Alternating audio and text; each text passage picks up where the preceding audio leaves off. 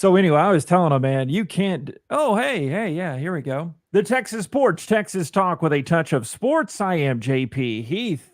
Appreciate you tuning in wherever you may be. Make sure you subscribe to our podcast thing, the Texas Porch. And we have a great extravaganza for you. Also, don't forget about our YouTube channel. We're trying to grow this here together. If you're a Cougs fan, we had a chat with Jeremy Branham of ESPN 97.5 and 92.5 down in the big city. We wrapped the Texans draft. Josh and I wrapped the Cowboys draft a couple weeks back, and we just are cranking them out here, getting up more and more. Rockets, a pretty heavy player recently. They will be today. We talked about the hiring of Ime Udoka. And on today's show, we sprinkle in a little bit of everything. Victor Wembanyama to the Spurs, Texas hockey, and the most famous person or people that we've ever met. Now joining us, the former award-winning and still award-winning sports writer here in Texas. I'm all flustered. We persevered through our technical difficulties, and we are here. Joshua, don't call him Harvard. How you doing, man? I'm great. It's school's getting close to being over around here, so future podcasts might have some extra noise in the background for us whenever kids are around. But they're excited about it, and yeah, good sports time. Good, yeah, it really is. And now that you mention that being noisy, I found this. There's no better time to spring this on you. What do you think about upping the frequency of these? After we had such an eloquent way of establishing our show yesterday, we didn't do it. Today, all me. I was on the struggle bus yet again. I'm a permanent resident there. But so, I mean, now it seems like the time to up the frequency of these, right? I feel like one of those pushers where the guy that still owes you $230 that I want to bring up sometime soon, but that's a story for another day. Like I'm pressuring you. Oh yeah, I'm trying to scam you some electricity. I've got a good deal to cut $17 off your electric bill. Instead of going with these people that have established, anyway, that's a whole other topic. What do you think about doing this more or not? I'm all good with it. Okay. Yeah, I mean it's I'll be driving around less during the summer, so I'll have more free time. There'll just be more kids that might or not be. I mean, they're teenagers. They're pretty quiet now, so yeah, it's all good. Okay. Well, maybe they can work on the show, and we can get Cam on from you.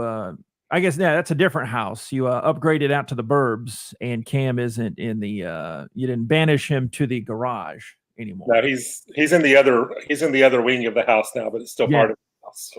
So all good. You're so big time with all those awards behind you. You got wings of houses here, man. I'd love to have that. All right, wanted to start with this as kind of very serendipitous. It worked out that we did not have a show yesterday. So I am at the day job, just minding my own business, and I have the NBA draft lottery pulled up. And we haven't talked about this yet. I guess we did send a couple of texts, so I guess that counts as talking these days. But the bleeping San Antonio Spurs, it happens again. Now, for those that don't know, we state our allegiance. Josh is Rockets, Cowboys through and through, and of course Astros. And I am growing up near the big city of Dallas.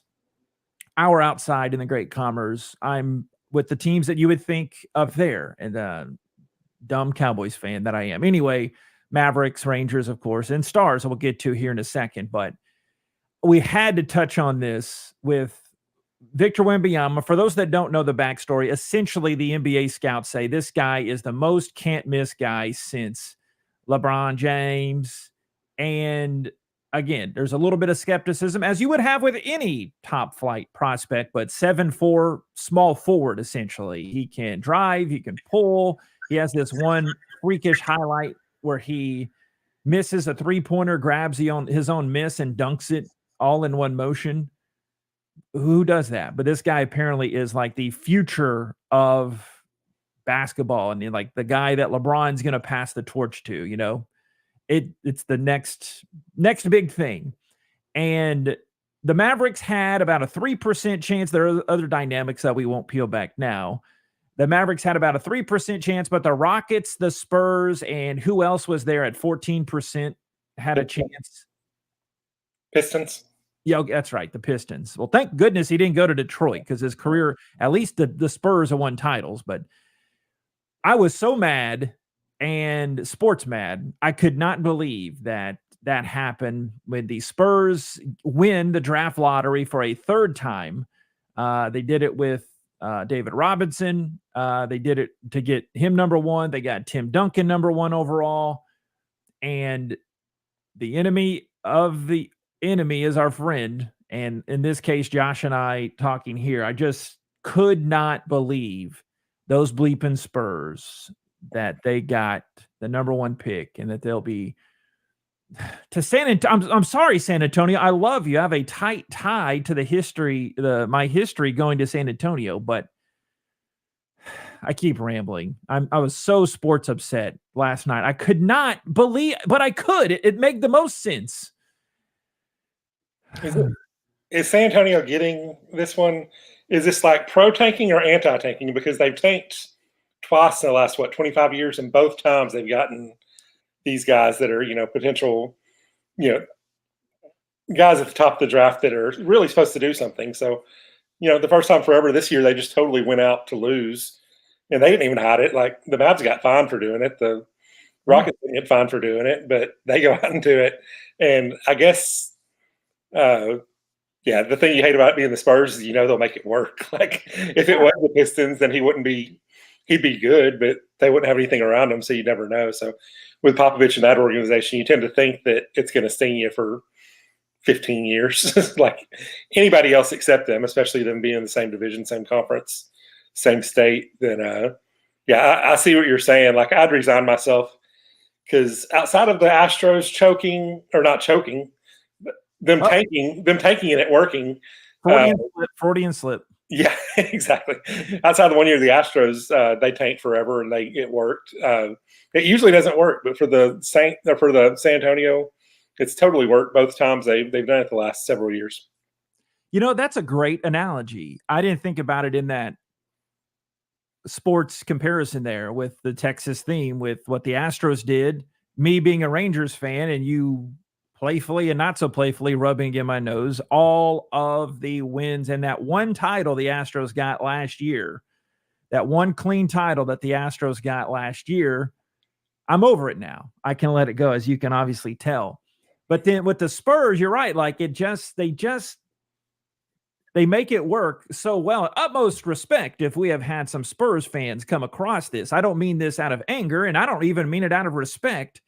It's just very frustrating from the other two ends of the Texas Triangle corridor here, where we are essentially, Mavs, you're almost losing me. I'm still sticking with you, but it's really hard to root for you. But I was actually resigned to myself. Okay, he goes to the Rockets. I don't, my history. I don't mind the Rockets. I've probably been to more Rockets games in the last 10, 15 years than I had. Definitely I've been to more Rockets games than the Mavs, but it's going to work and they're going to flourish. And it's not like, they have a bad team, but they've still got a little bit of talent down there. And to have this, or maybe they don't. I'm speaking out of my sport career. I could not believe it that he's going to go. They have the right to draft him. And so the Rockets, again, and the Rockets didn't even, they went to the number 4 pick. That's what would really frustrate me if I was in your shoes. But well, yeah, it does. But they've been terrible, like the worst team in the league for 3 years. So as much as I want to, say, oh, we should have got him, like it's kind of my theory, like you should try to win at some point. And they've obviously not tried. So it's kind of that karma, not that I believe in karma, but it's I wasn't even all that. I wasn't upset that they didn't get him. They had a 14% chance of getting them. Anybody at the Spurs would have been nice because that's just going to be, like we said, they're with Popovich. They're such a good organization outside of last year. Last year, they blatantly went out of their way to not win, and they did it, and then it worked out for them. So I wonder if we would have to defer to Spurs fans out there, but the question begs, does this keep Popovich going for a while? Because I don't know, just the little rumblings you hear and read, and I'm not tied in at all, should be, but I'm not with the Spurs organization or any of the others, really. I don't even know why I brought that. Of course, you're not tied into any organization, but at least keeping up with them. Pop, the thought was that he's going to chunk the deuces and he's going to say adios there in the Alamo City. I'd have to think this would recharge him to go, but he has been pretty blatant in saying how bad they were, those comments he had. And he's kind of hinted at, I know you'd imagine they've been trying to groom Becky Hammon to be the first female head coach in NBA history. Pop is prides himself on being very progressive and he flaunts a lot of it too. He tries to rub our nose in it that those that don't share his same views were just dumb little bumpkins. But anyway, that's a whole other topic to start a whole nother brush fire. But I don't know. Congratulations. The next 15 years, the Spurs are going to rattle off 5 more titles, while the Mavericks will be lucky to make the playoffs, and the Rockets will probably succeed far more than the Mavs. I thought I was done with it, but now I keep thinking of new things to just sports depress me even more. Well, my guess for Popovich would be if it works out well, he'll stay there for 3 or 4 more years, get it in the right thing where it's really going, and then hand it off to somebody in a good situation. I don't think he wanted to leave it with the total dumpster fire that was last year. So that's what I would guess. And the only thing you can think is usually the can't miss prospects miss, regardless of who it is. So we're talking like this, but I mean, there's just as good a chance that he's not the basketball savior that everybody says he did. I wrote my column for this coming week on LeBron James and how he was the can't miss project that actually worked. So there's many more examples of it not working than it working. So don't get too depressed yet. We can still root against him and hope that it. I have no idea.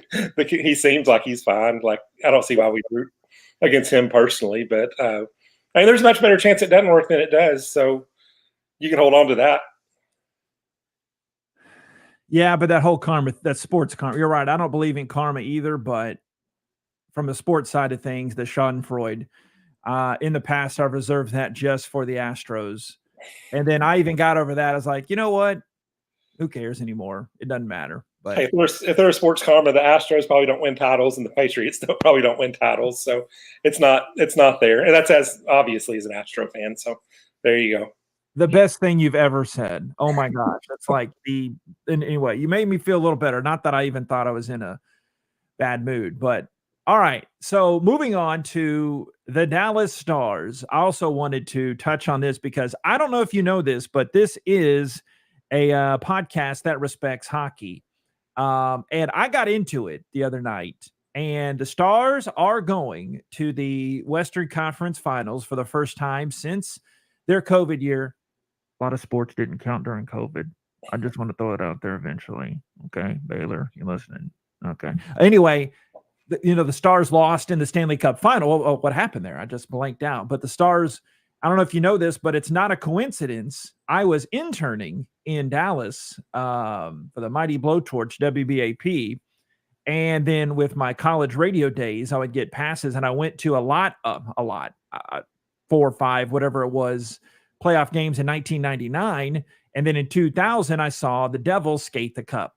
A big goober doofus Texas hockey person like me that doesn't even know the sport really got to see a cup skated. That's pretty ridiculous, but I'm out front. And this year, this was in the podcast kind of black hole before we came back a couple months. Went to a Stars game. That's our Rice crew. We're showing it on our video stream. Perks of following the video along onto Facebook or to YouTube's.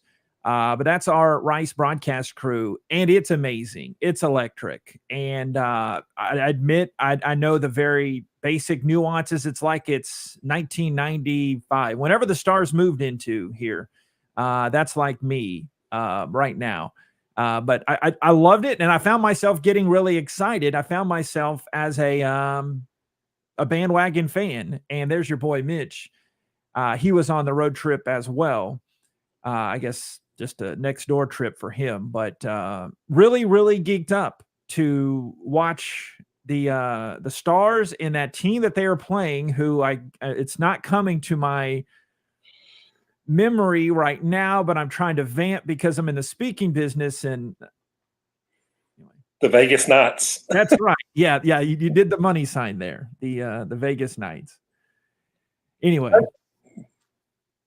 Yeah, I mean, I think our hockey rooting is documented. I've watched about 3 games total of this year's run, so I think I'm, a diehard Stars fan by now. We're qualified, yeah. Yeah, I just have to figure out when the series actually starts so I can tune in. I had it on the laptop the other night while I was watching the Astros, but that's pretty good. Come on, put it in the newspaper. Got to keep up with the times there with those late. They do have reasonable start times though, so yeah. Vegas and Dallas, man, those line changes and the creases, man. Can you believe all the creases they have and the puck drop, man? I just it's something, man. See, all 4 teams left, I know, are Southern teams, which I don't really care about what the hockey ratings are, but it's got to be like an all-time bad. Not that they're great anyway, but I think the majority of Stars fans, like, we're probably at the higher end, and we're not very high up on our caring about the Stars. So I don't think it's going to be much different in all these other places where they are. Vegas, at least they can gamble on it. But we are big doofies. Yeah.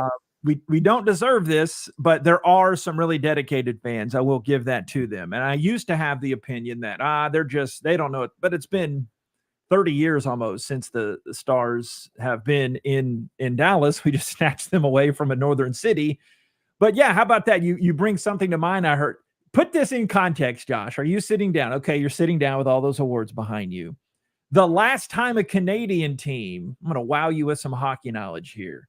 The last time somebody from Canada won a title, do you know what year it was? 92? Yeah, 1993. 93. The Montreal Canadiens. Josh, the Dallas Cowboys have won 2 titles since the last time a Canadian team skated the cup. And this just like, I had to sit back and I could not. It's like, wait a second. It did not compute to me anyway. That has to drive Canadians insane because it's like their sport. I mean, I know they don't have nearly as many teams as America does, but they've got their teams to root for, and they're hardcore into hockey. Like, I just picture myself being driven crazy by that of Dallas and Vegas and Carolina and who else is out there? Tampa Bay. I don't know what the other one is. Florida. Somebody in Florida. That shows how much I know about it. Los Angeles. You got the Kings. I'm talking about teams that are still in it this year. Oh, okay. Oh, yeah. Me too. Yeah. I don't know. All right. So really, this was the original idea for the podcast this week. And I gave Josh a brief assignment. I know you've got to run here, but it looks like we're still in good time. We're good. Okay. So I had a road trip, and this is a tale that I will remember for the rest of my life.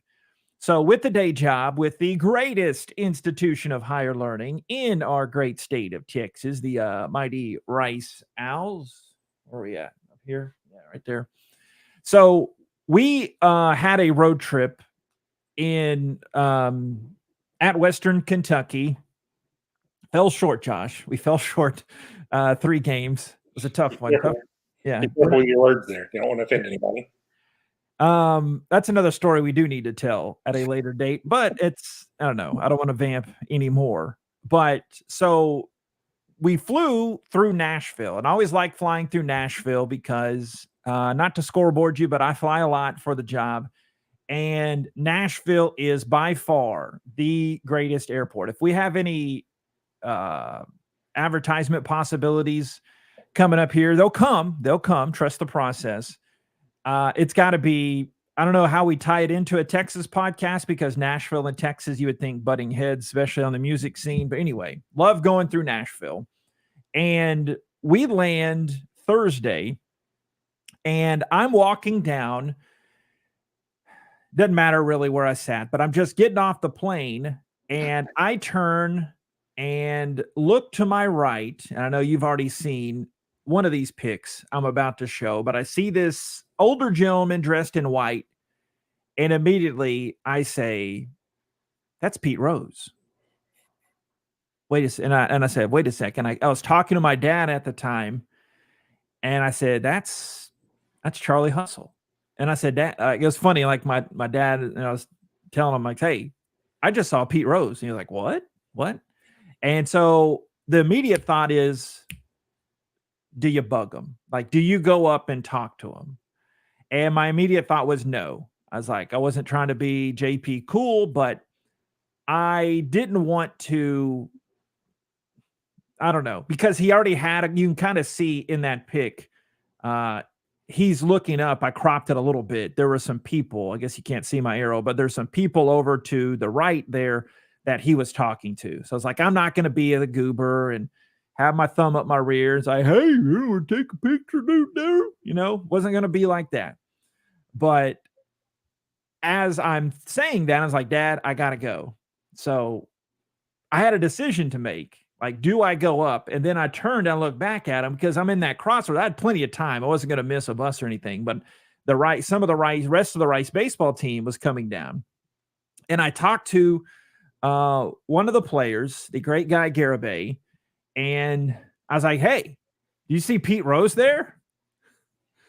And he's like, "What?" No. We started talking. I was like, "Yeah, go up there. Y'all should talk to him. Get a picture. I'll take a picture of you." Because, I mean, just tell him y'all are baseball players. And he would love that, And so it turns out that wasn't such an original idea because the other part of the baseball team had been through there. I guess you get that staggered deboarding of the plane.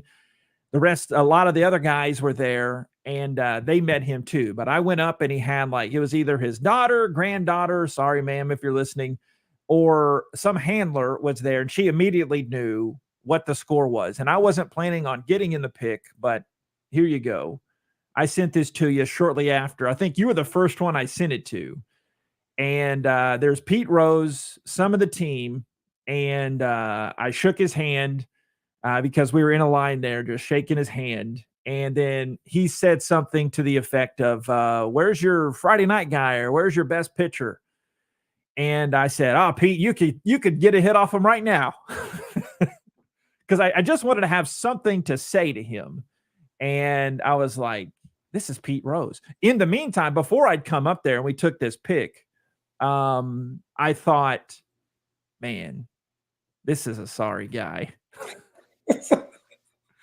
This guy, and I mean, because your mind goes to the worst thing. It's like, is that? And there are a couple people in our party that they're like, man, they're big time. They're like, they didn't. Adults, all the players were very receptive to it, but they didn't mind. And for somehow those that don't know, Pete Rose, the all-time hit king in Major League Baseball, huge gambling scandal with some other indiscretions, and so yeah, I met the all-time hit king. Had about a minute and a half, maybe 2 minutes tops of his attention with us in that group of 6 other folks besides me, and met Pete frickin' Rose, Charlie Hustle. Had my attention. I had his attention for at least a matter of seconds, but yeah, pretty cool, huh?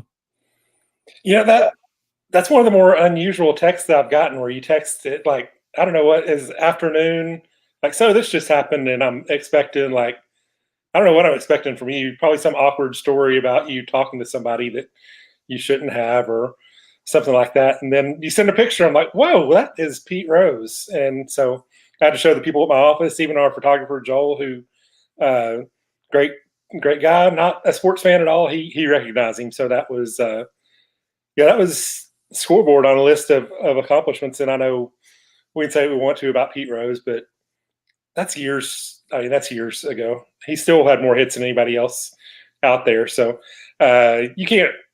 I mean, his discretions are obviously much more public than most people's. But if you're judging people by whatever happened away, then you probably wouldn't want to walk up to many of them. So I think you're okay to just enjoy the story for what it is. The guy meeting the guy out of nowhere that had more hits than anybody, that's more known than almost anybody of that time, I would guess, that mid-'70s top time. So I thought it was awesome. a couple wild things. He looks a little younger, and my dad looks really young for his age too. My dad's 81. Pete Rose is 82, and he doesn't really care. I mean, he like an ex-athlete, but he looks in pretty good shape, even though he looks older. But the whole thing played out. I replayed it in my mind. Was there anything I would do differently? And there was nothing. It was short. We weren't gaga. We weren't like bowing down at him, but it went as swimmingly as it can. And it was probably, I mean, out in the wild, that in airports that can happen. That's the most famous person. I was related to my job, but that's the most famous. That's almost the most famous person I've ever talked to. I've got my answer in a bit, but your only homework on this show today was do you have and I think I know some of the answers, but maybe there's one that we didn't bring up in our third-rate taco joint meetings years ago and months ago. But who are your top couple, or do you have a brush with greatness or brushes with greatness that would be on your list? See, you sent me that, and it's kind of complicated just because the job I work in, randomly you meet people because it's arranged. Like being a sports writer, every once in a while, I guess Des Bryant would be the main one. And he grew up in the city that I work in, so I knew him when he was a 15-year-old that whatever, but grew up, and I'd assume if I saw him now, he'd know who I am. It's not like he'd come up and say, "Hey, bud, we're best friends." But hey, how's Barb? You still got Cam in the garage out there? Yeah, exactly. So ones like that, I don't have many random meetings of, I've come across all kinds of people like Matt Brown. I did myself and Sean Klitsch from up in the Austin area. We did an interview with him when he came to Lufkin. I think I was there too. I got a sound. We were. That was probably in our early days. You were there. That shows how much we were friends then. But yeah, it was all three of us. And so, I mean, there's plenty of those athletes like going to the Super Bowl, Tom Brady and Bill Belichick around. That's not meeting them. So the one random one I can think of that I actually met where I wasn't expecting them is I was at the Texas Renaissance Festival back when I was 18 with my girlfriend at the time. And she's looking one way and I'm looking the other way. And she says, "Man, that guy is tall." And I turn around and it's Rudy Tomjanovich, the former Rockets head coach of the World Championship team, in full Renaissance Festival gear. He's all dressed up and everything. And she's like, she had no idea who it was. I mean, she knew who Michael Jordan was at the time, but despite me watching plenty of Rockets games at the time, because that was their heyday, no idea. But yeah, turning around, seeing Rudy Tomjanovich, and I don't even think I think we went up and I waved at him or something, because he was surrounded by a whole bunch of people. But yeah, that was one random one that I saw where it wasn't part of my job, where the person wasn't obligated to see me. So that was pretty cool. Yeah, outside of that, I don't have any random ones and Rudy Tomjanovich, obviously Hall of Fame guy in the Hall, and Rockets legend for the titles. But I hate to say it, that doesn't really hold a candle to Pete Rose in terms of that. But yeah, the full Renaissance Festival gear made that a pretty good story. All right, my number one, I know we've got to get here in a second. Appreciate you. Here's my number one. It was related to the job, but I interviewed George Foreman, and I figured George Foreman would not easily, worldwide, George Foreman would outrank Pete Rose. And for the sake of this podcast, he's a Texan, grew up in Marshall, deserves his own podcast episode series. And heck, yeah, I can't wait to watch the movie that's coming up. But I was tasked with, or at least I think I took the initiative myself. And I wish I had the audio. I'm sure I might have it in the tapes in the closet right in front of me. But I met George Foreman, and he was eating some ribs, giving me sound bites. I was down on one knee, interviewing George Foreman with my little mini disc recorder or whatever it was at the time. And he could not be bothered to not stop chewing the ribs. But I got to meet George Foreman. So that would be my number one in there. Were you in there? I guess I'm sure somebody with the paper was there that night.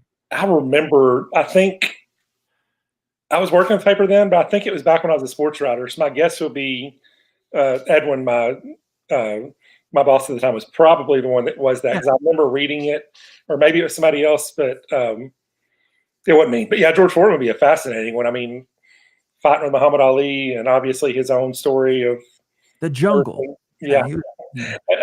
Everything else. I mean, that'd be awesome.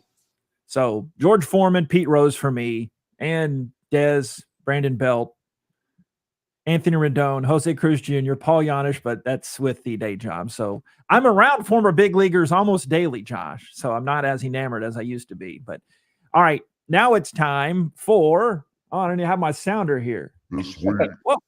This week in Texas sports and history, rapid fire version. Are you ready, Josh? Can we get through it? This week in Texas sports and history, Drayton McClain sold the Astros for about $685 million. That goes on my list, too. I got a soundbite from him. He was at the Fredonia Hotel in Nacogdoches. I interviewed him. I got a luncheon from him. Celebrating a birthday this week, it is the great Hall of Fame voice of the Texas Rangers, Eric Nadel. Got a pic on the video if you'd like to see him. And I got to that's another one, while he's not known nationally, I got to meet him. Was that during our road trip? Or that's a good photographer that took that picture. Yeah, you took it. That's right. Mm-hmm. Yeah, it was one of our, obviously in not the early days of COVID, but whenever they were allowed, and you tried to go seek him out, and he was just walking across. So that was pretty cool whenever you were able to see him. Yeah. Basically, the reason I chose to do what I do, and my favorite all-time broadcaster forever will be him and Brad Sham. It's close, but anyway, anytime you got to duck out, you let me know. I'm going to rapid fire getting through these. Nolan Ryan threw the first of his 7 career no-hitters this week in Texas sports. May 16th, 1973. Sticking with the Spurs theme, those dang Spurs. Tony Parker celebrating a birthday this week. He turns 41 years young. Let's see. Also, the king of country, George Strait, was born in Poteet, Texas. Want to go. That's the last. I've seen Willie, and I'm going to see Willie again this summer, but I even thought about driving out to Vegas to see King George. A potential friend of the podcast that we never clicked. We never hit it off. Vince Young. It was born in Houston, May 18th, 1983. He turns 40 years old. Brushed me off at the Texas Bowl a couple seasons back.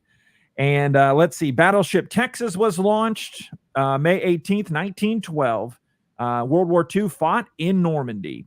And how about this? I'll leave you on this, Josh. May 18th, 1891, because I know you got to go. Massachusetts-born businessman William Marsh Rice chartered William Marsh Rice Institute for the Advancement of Literature, Science, and Art as a gift to the city of Houston, where he made his fortune. And then in July of 2012, the whole university went downhill when they hired a guy to broadcast their games from Commerce, Texas.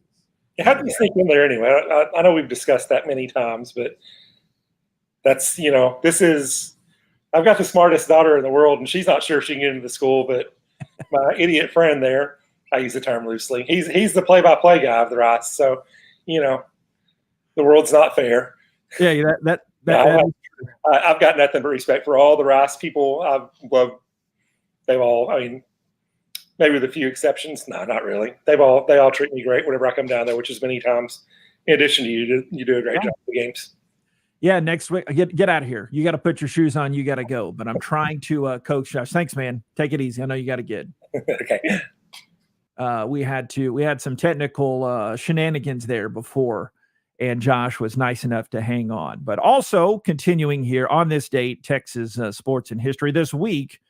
How about this? May 19th of 1910, a 500-pound meteorite fell to Earth outside the Northeast Texas community of Charleston, which I doubted because I'm from Northeast Texas / North Texas / East Texas. By the way, what are different parts of Texas? That's something that this native Texan is wondering. But anyway, but it happened. This 500-pound meteorite fell during Halley's Comet in 1910. The second most recent time it's come. So I remember being a wee little JP looking through Dr. Lamb's big telescope in my hometown and seeing it. I don't really distinguish much about what it looked like, but just a blur there. But In Delta County, that's right by our home neck of the woods with the origination of the podcast. But they've had 230 such comet meteorites were cataloged in Texas. Here, minute 35 of the show. Lose the ability to speak. This weekend, Josh Hamilton was born in Raleigh, North Carolina. Tell you what, he turns 42 years old. And the LBJ Library and Museum was dedicated at the State School in Austin, I say affectionately, University of Texas, nation's 5th presidential library, first to be located on a university campus. I am ashamed to admit that I've never been to the presidential libraries in Texas. You've got Bush and Bush in Dallas and College Station. I'm near there, a weird brag, but I'm near presidential libraries a lot. I just don't go to them. And being Austin, maybe I'll go. I guess I've been, not the library though, been to LBJ's ranch in Johnson City, but I've never actually been to the actual library. But that actual library is on UT's campus. But let's see what else. Also, sports note. Sports history. The Colonial Golf Tournament in Fort Worth, 20 years ago this week, in Fort Worth, Annika Sorenstam becomes the first woman to play in a PGA Tour event since another Texan. Well, Anna's not, but Babe Digtrickson Zaharias. She was a proud Southeast Texan, but that was the first time since 1948 that a woman played on the PGA Tour. All right, that was a fun one. We had technical goblins. We got through it. We persevered, and Josh had to get out a bit early. But thank you all for tuning in, and we'll be back. As Josh said, you heard it was the audio proof. We're gonna be back with regularity and do these. Maybe, reality. He's got the teenagers; they're going to be sleeping in, so I think we can sneak in some episodes. It won't be as noisy as he preached. But anyway, I gotta have a great rest of this day. God bless you. God bless Texas, and we'll talk to you next time out here on the Texas Porch. See you, Pete.